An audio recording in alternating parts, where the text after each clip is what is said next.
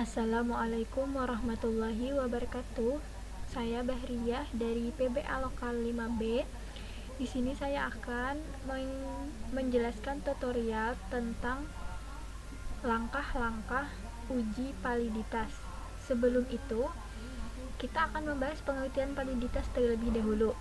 Validitas merupakan suatu standar atau dasar ukuran yang menunjukkan ketetapan, kemanfaatan, dan kesahihan yang mengarah pada ketepatan interpretasi suatu prosedur evaluasi sesuai dengan tujuan pengukurannya. Kemudian tujuan validitas itu adalah untuk mengetahui sejauh mana ketepatan dan kecermatan suatu instrumen pengukuran dalam melakukan fungsi ukurannya. Yang kedua yaitu untuk menguji apakah instrumen yang digunakan valid atau tidak. Kemudian jenis validitas itu ada 3. Yang pertama validitas isi, yang kedua validitas prediktif, dan yang ketiga yaitu validitas konstruk.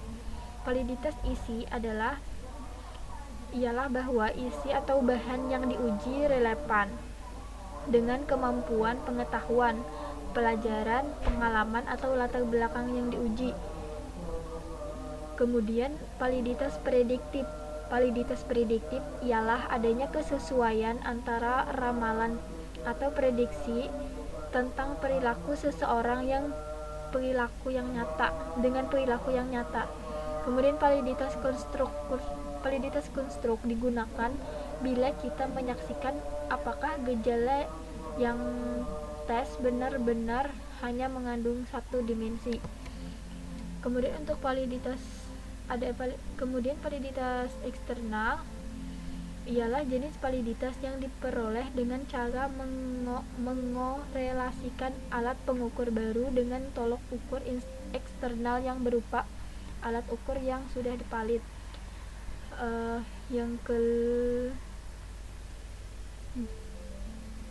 Yang kelima, validitas budaya.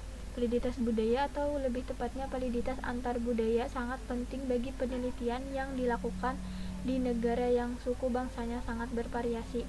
Kemudian validitas rupa. Validitas rupa hanya menunjukkan bahwa dari segi rupanya suatu alat ukur tampaknya mengukur apa yang ingin diukur. Langsung saja kepada langkah-langkah uji validitas. Yang pertama, kita buka aplikasi SPSS. Kemudian pada kolom name,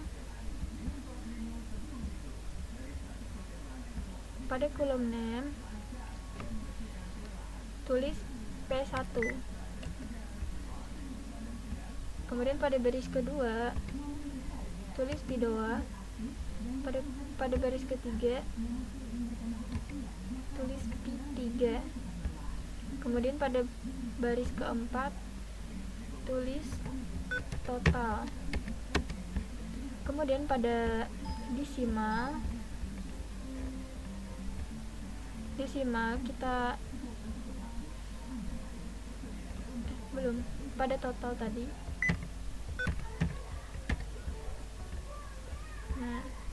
Pada desimal kita kosongkan, kita ubah ke 0.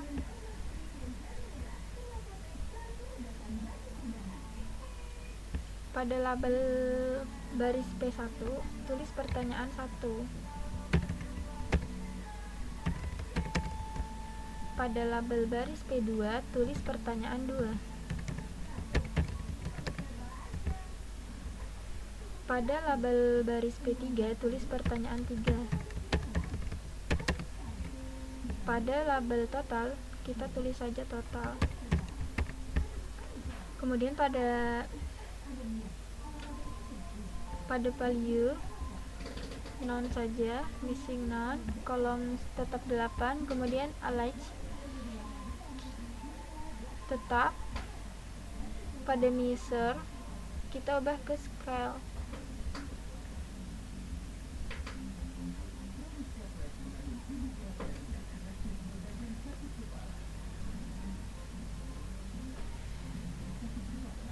Setelah itu kita ke data view, kemudian isi data view,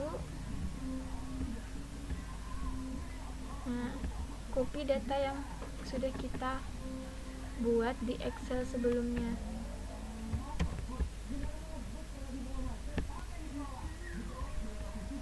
Paste.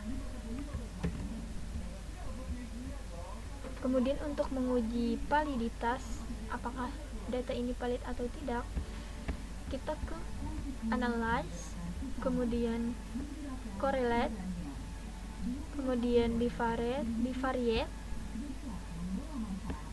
ubah semuanya, pindahkan ke variables, kolom variables.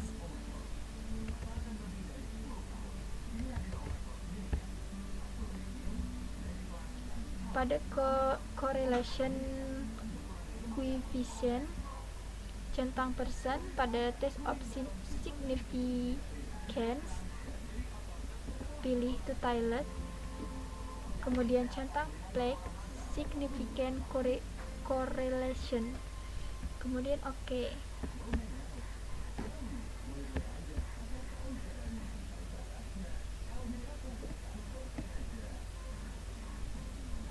Untuk membaca uji validitas ini, maka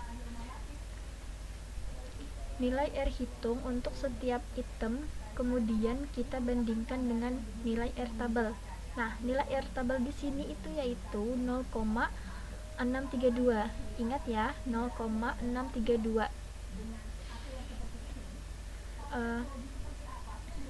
Jika nilai R hitung lebih dari R tabel, maka item valid. Jika sebaliknya, maka item tidak valid. Nah, berdasarkan nilai R tabel, maka disimpulkan bahwa R tabel di sini kita lihat di version correlation, yaitu pada kolom totalnya. Di sini kita bisa melihat nilai R hitungnya yaitu 0,670 lebih dari nilai R tabel. Nah,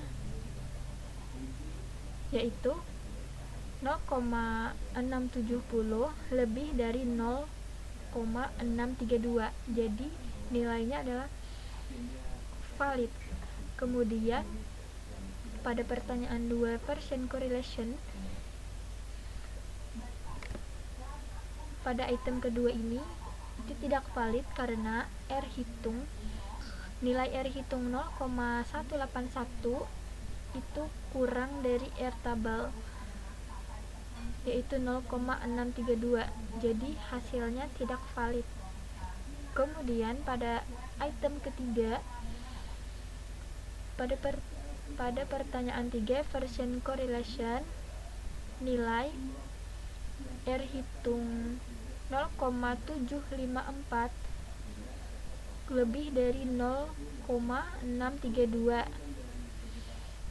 Jadi hasilnya yaitu valid.